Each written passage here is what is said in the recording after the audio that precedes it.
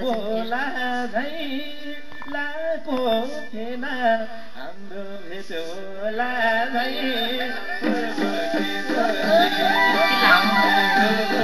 चोलीमा ओठलाले आँखैमा गाजलो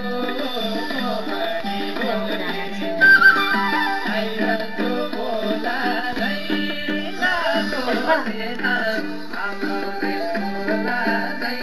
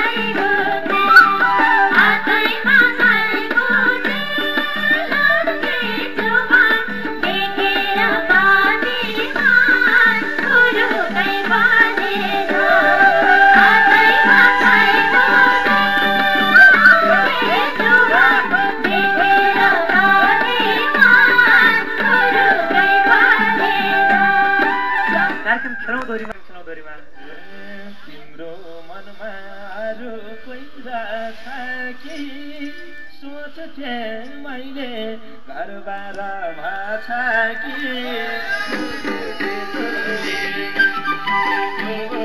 चोलीमा ओठमा लाले आँखैमा गाजलो अरू कोही छ कि सोच्थे मैले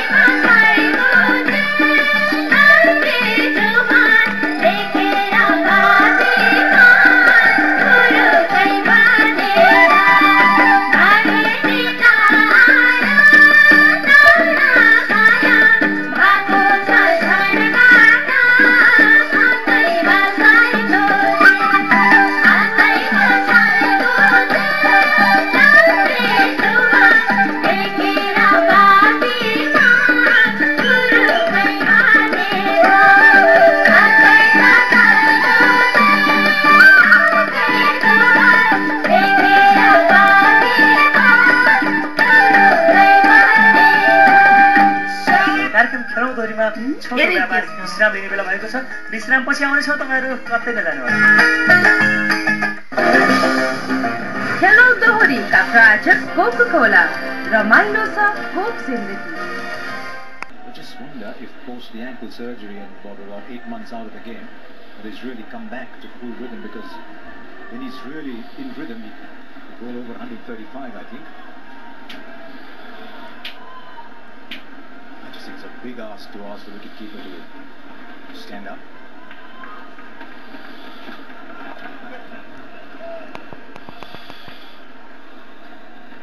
Well, I suppose ultimately you've got to decide whether you've got to get an outside edge, or do you feel that you are stopping the batsman charging the bowler. And if you feel that you're going to do that more than the outside edge, then yeah, okay, stand up. The line when the bowler's bowling a good line. Very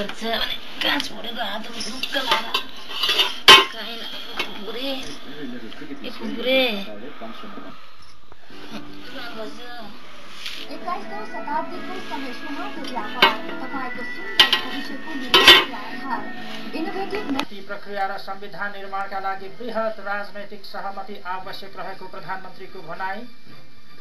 के राजीनामा दिएले एमालेको नेतृत्वमा सरकार बनाउन तराई मधेस लोकतान्त्रिक party र सद्भावना पार्टीले समर्थन गर्ने फोरम आन्तरिक छलफलमै व्यस्त। सरकार गठनका लागि हस्ताक्षर संकलन गरी राष्ट्रपति र सभामुखलाई बुझाउने एमालेको तयारी। राष्ट्रपतिको कदम खारेजी माओवादीको प्राथमिकता। म्यानमारकी प्रजातन्त्रवादी नेत्री आङ सान सुकीमाथि नजरबन्दीको नियम उल्लङ्घनको कसुरमा मुद्दा चलाइने। र 5औं एएफसी कप फुटबलको छनौट प्रतियोगिता काठमाडौँमा सुरु। पहिलो खेलमा नेपाल पराजित। के पराजित जितेछ? 2067 साल जेठ 14 गते नयाँ संविधान सार्वजनिक गर्ने कार्यतालिका सार्वजनिक भइसकेको छ। तर यति बेला एक वर्षपछि संविधान बनियो। सञ्चारमा महिलाको सक्रियता बढाउन रेडियो सगरमाथाले लैङ्गिक सचेतना प्रशिक्षण कार्यशाला। सायद धरती छोडेको हुन्थेमा के भन्छ?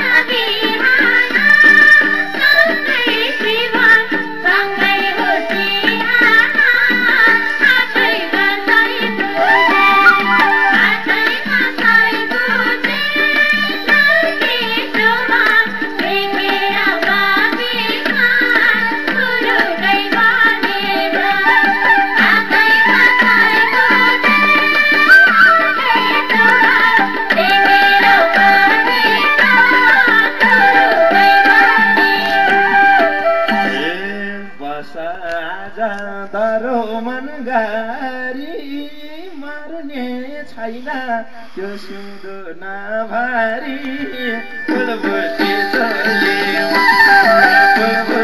छोरीमा ओठमा लाने आँखेमा काजल मोहनी बोली गाह्रो मन गरी मर्ने छैन त्यो सिउँदो नभारी फुलबुटे छोरी फुलबुटे छोरीमा ओठमा लाने आँखेमा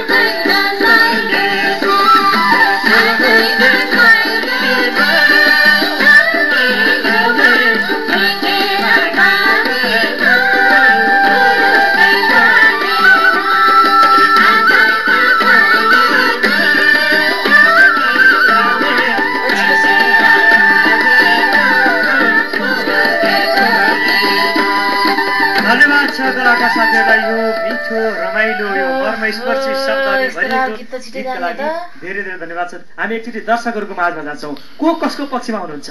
आजको दोहोरीमा चाहिँ मैले वास्तवमा खोट लाउने ठाउँ चाहिँ भेटाएको छैन। काहीँ पनि भेटाउनु भएको छैन? मैले नजानेर हुनसक्छ। अलिकति तलमाथि पर्न चाहिँ एकदम बराबर। आजको दोहोरी तर दुवै पक्षको राम्रो छ, तर म बहिनीको पक्षमा। धन्यवाद छ हाम्रा दर्शक महानुभावहरूलाई आफ्नो विचार र प्रतिक्रियाको लागि। र वास्तवमा कसले जित्नुपर्छ र कसले हार्नुपर्छ त्यो त हामीले निर्णायकज्यूलाई जिम्मा दिएका छौँ। अब लागौँ निर्णायकज्यूतर्फ। दर्शकको मनलाई मैले ठाउँ दिएको होइन तर मैले हेर्दा मैले अङ्क बराबरी नै हेरेँ 10 अङ्क। त्यस पछाडि अब एउटा दुईटामा कहीँ बिग्रियो भने त्यहाँनिर तलमाथि पार्ला भने त्यो मौकै पाएन। बिग्रिँदैन भनेपछि त्यही त मैले 1-1 नम्बरको राखेको थिएँ 10-10 नम्बर मैले दुईतर्फको भनेपछि आज बराबर भयो। हजुर दर्शकबिन आजको यो रमाइलो दोहोरी गीत बराबरीमा टुङ्गिएको छ। यहाँनिर हाम्रो निर्णायकज्यूलाई नै अप्ठ्यारो परेछ। उहाँले नम्बरै दिएर आजको निर्णय गरिराख्नु भएको रहेछ। तर के गर्ने, बराबर भएछ। यो हाम्रो लागि चाहिँ खुसीको कुरा हो। दुवै साथीहरूलाई मन्जुजी त्यस्तै गरी दिपकजी यहाँलाई धेरै धेरै बधाई छ। साह्रै मिठो गीत गाइदिनु भयो, त्यसको लागि धन्यवाद छ। हामी आभार प्रकट गर्न चाहन्छौँ। जाँदा जाँदै कार्यक्रम खेलौँ दोहोरीको तर्फबाट यो सानो मायाको चिनो प्रदान गरिदिनको लागि म आदरणीय दाजु बमबहादुर कार्कीज्यूलाई अनुरोध गर्दछु। यो मन्जुजीको लागि।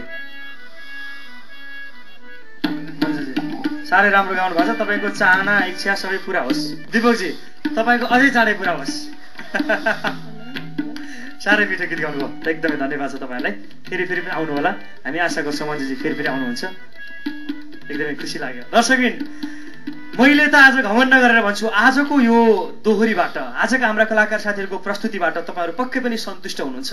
यहाँहरूलाई अझ सन्तुष्ट बनाउनको लागि, अझ खुसी बनाउनको लागि, अझ मनोरञ्जन दिनको लागि हामी आउनेछौँ।